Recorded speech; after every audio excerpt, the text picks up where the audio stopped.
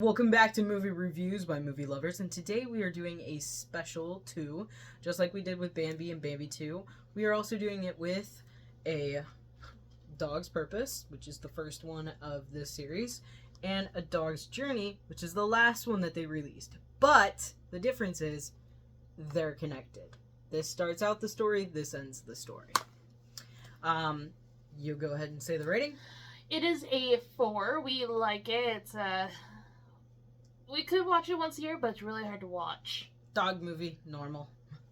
Okay, so if you're not ready for spoilers about Dog's Purpose, you can go to our TikTok if you want and watch the short end version of this, and we have each one individually, but since we're doing it on YouTube, we decided to combine these.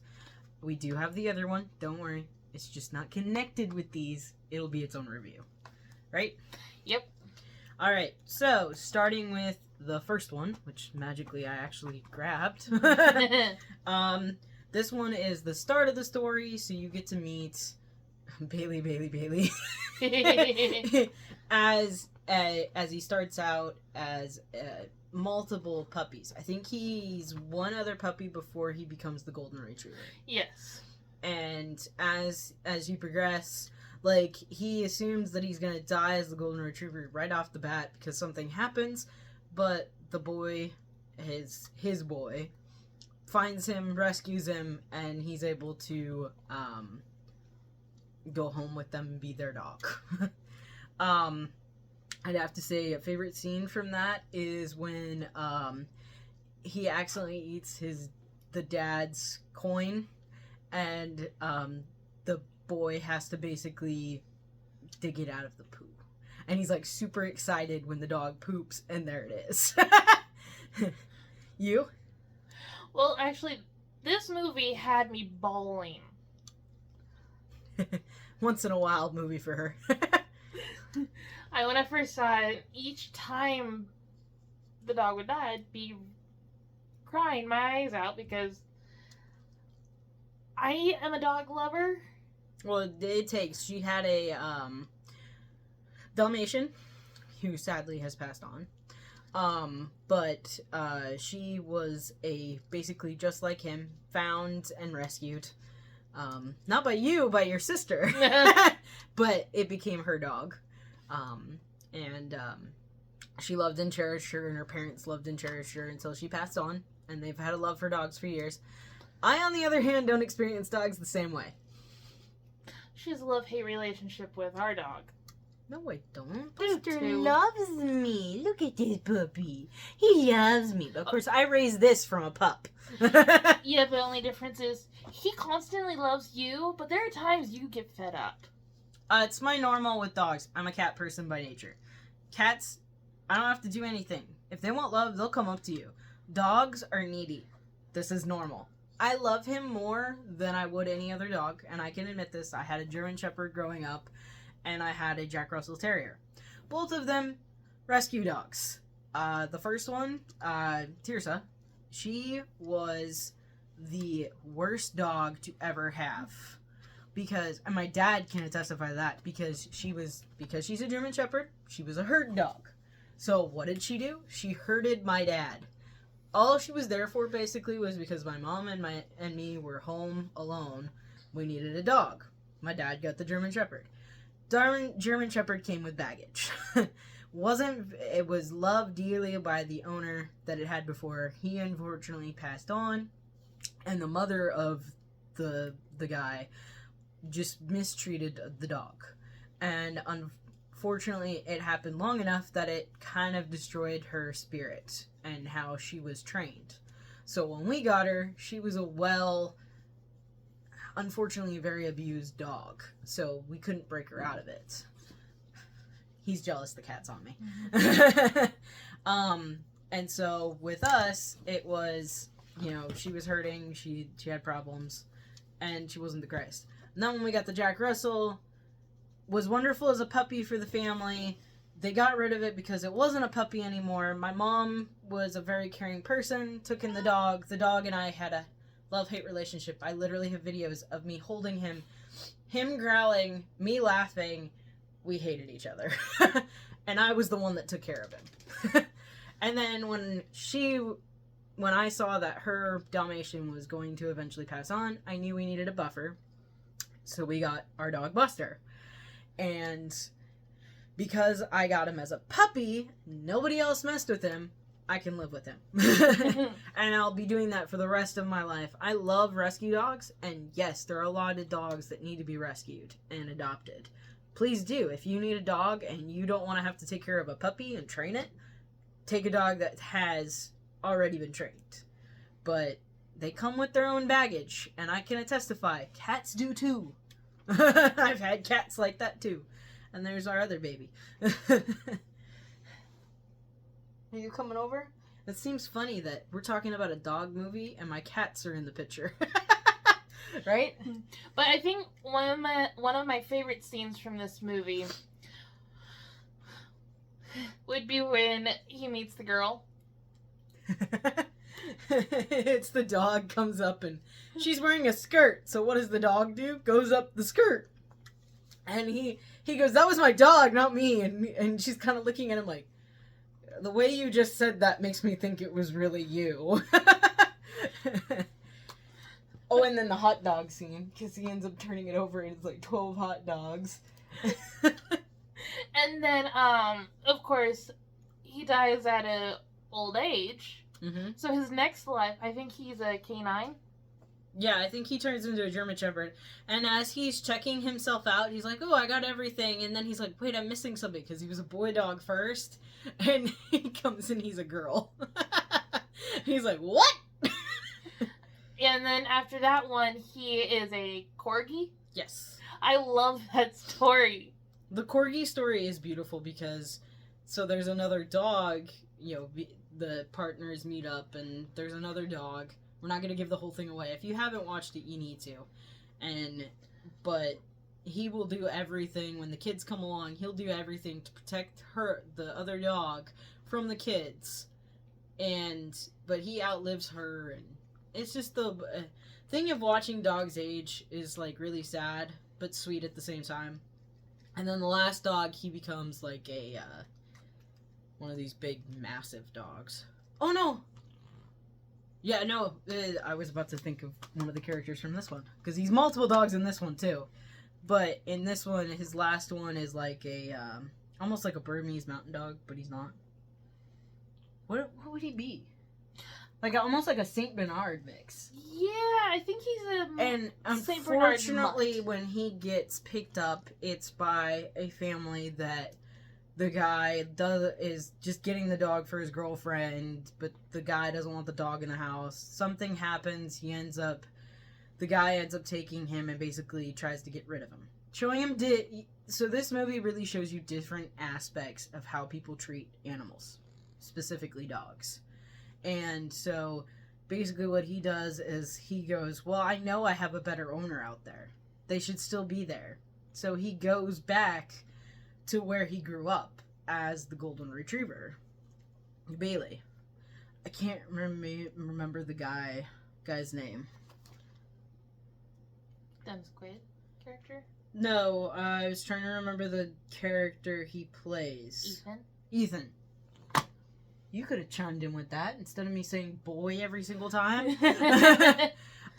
So basically he goes back to Ethan, and on the way he finds the girl that Ethan had loved. Somehow they separated before he had passed on the first time. And then he meets up with Ethan, and Ethan's like, "I don't know who you are," and he ends up keeping the dog. Well, first he takes it to the pound, and then he goes, I like that dog. I'm going to go get it again. So he takes him home. And it's a very happy ending where he reconnects the girl and Ethan, and he renames the dog. He was calling him something else. And then something the dog did to correct him, and basically like, "No, I'm Bailey." So he renames the dog Bailey. I thought his name was Buddy. Buddy, yeah. But he renames him back to what he is. And then, good side note into that, we can slip right into the next one, because it's basically continuing right from that point, but instead it's following the life of the grandchild. CJ. CJ. which is funny because that's your name. Maybe that's why I get so connected to the movie, is because it has my name in it.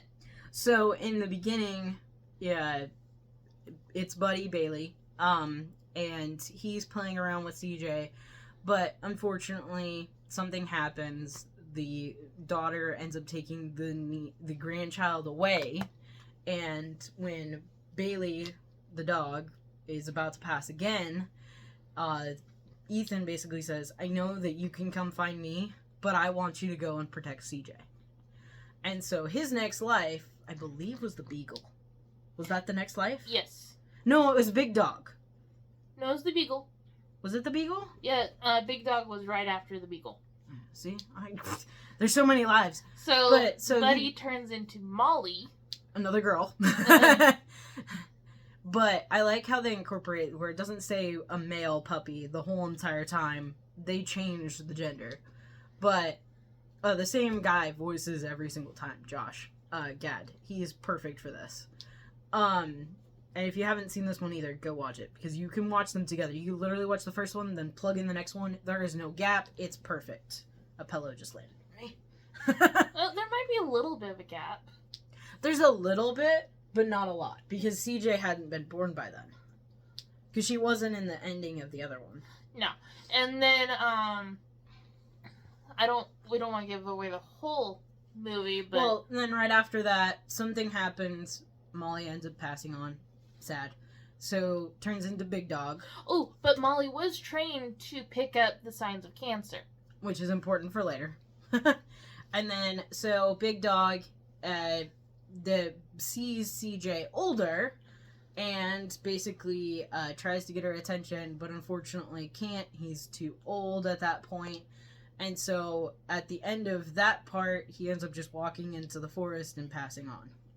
That was an interesting experience in that one. And then the next thing, he's born again, but this time as a little Yorkie.